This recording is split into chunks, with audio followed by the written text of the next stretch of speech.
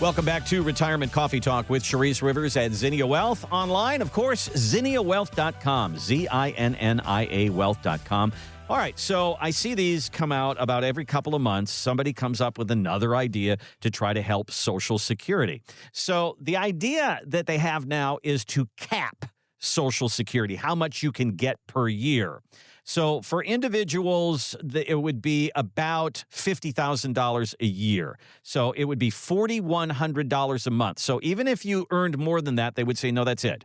$4,100 a month for an individual. For a couple in a household, $5,800 a month. Those are big numbers, Charisse. Yeah. So I wanted to ask you, do you see people, individuals that are getting more than $4,000 and couples that are getting more than, say, $6,000 a month? Is that common? No, not on average. No. Okay. So, it's going to split some hairs with a few people that would get more than that, but it's not totally common. I mean, I typically see two spouses. One's at $3,300, the other one's at could be $1,700 to $2,300. So it's in line, but it's silly.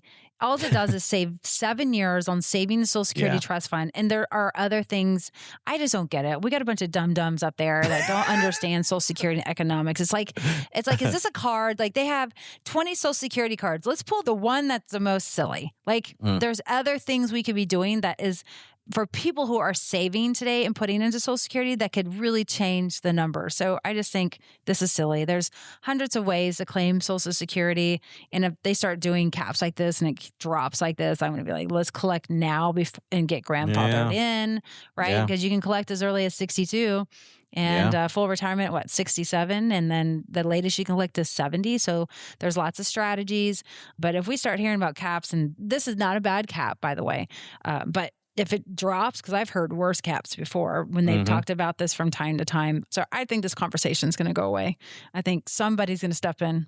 So I saw a list the other day, and it said, here is the average Social Security payment for people 62 to 85. And it did every single year. And 62 to 65, it was under 2,000. And then 66 to 85, the highest it got was about 2,200, 2,300, something like that. So the averages for people are much lower than what this is. But the fact of the matter is, I mean, we've done many stories about this and all these different ideas of, investing Social Security money, raising taxes, taking a cue from different countries and how they're doing it.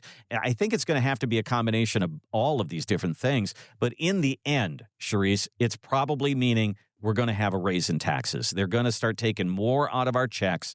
The employers are going to have to put more in. They'll probably raise the Social Security ages, and that's probably what's going to keep the program going. And that's still going to be difficult for all of us, isn't it?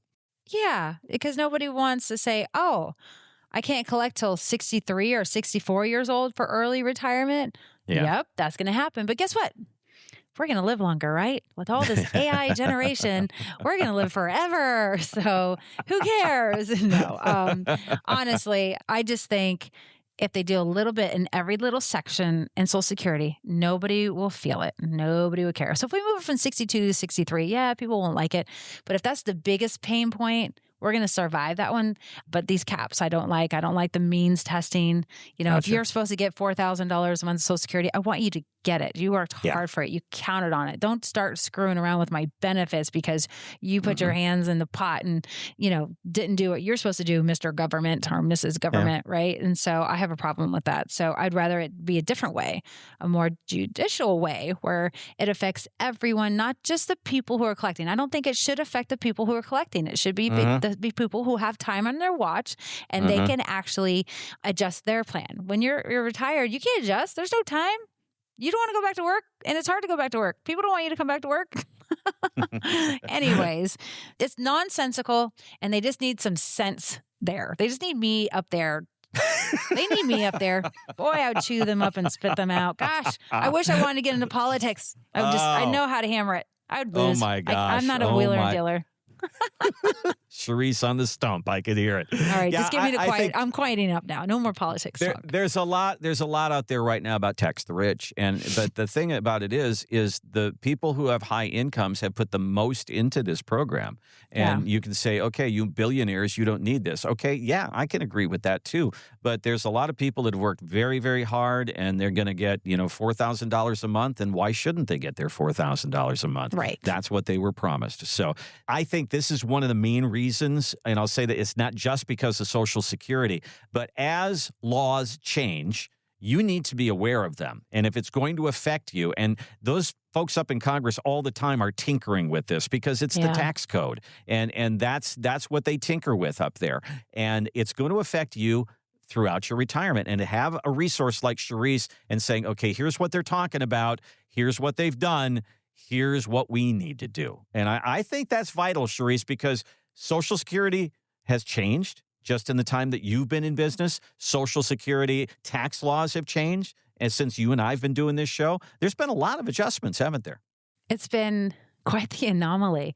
20 years ago when I got in this business, I didn't know all these changes would happen. And all the disappointment would happen. You start to learn as you get older, they're not looking out for you. They're looking out for them. And so you have to look out for you.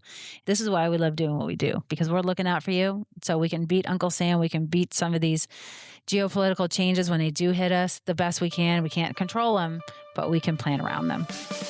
Thanks for listening to the Retirement Coffee Talk podcast. If you have questions or would like to begin the process of building a tailored retirement plan, call Zinnia Wealth at 833-368-3680 or find us online at zinniawealth.com.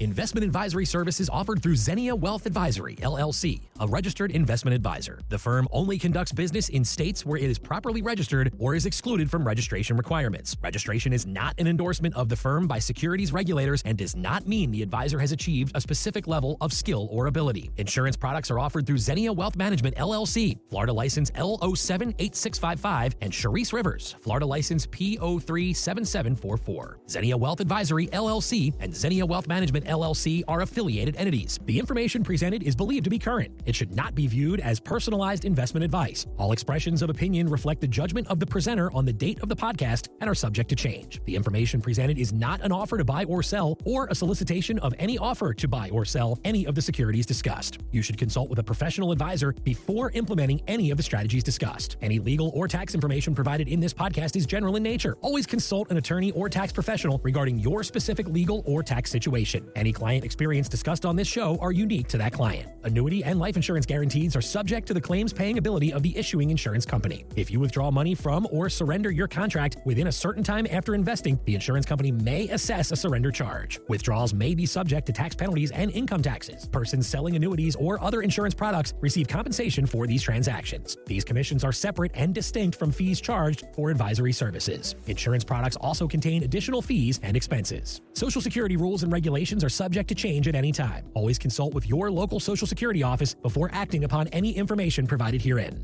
References to specific investments should not be construed as being past specific recommendations. The returns for various indices discussed in this podcast do not represent the performance of the firm or any of its advisory clients. Returns do not reflect the impact that advisory fees will have on an investment. Past performance may not be indicative of future results. All investment strategies have potential for profit or loss. Different types of investments involve higher and lower levels of risk. There is no guarantee that a specific investment strategy will be suitable or profitable for an investor's portfolio. Historical performance returns for investment indexes and or categories usually do not deduct transaction and or custodial charges or advisory fees, which would decrease historical performance results. There are no guarantees that a portfolio will match or outperform a specific benchmark. Investments in fixed income products are subject to liquidity risk, market risk, index rate risk, credit risk, inflation risk, purchasing power risk, and taxation risk. Because bond prices fluctuate continually, their yields change constantly.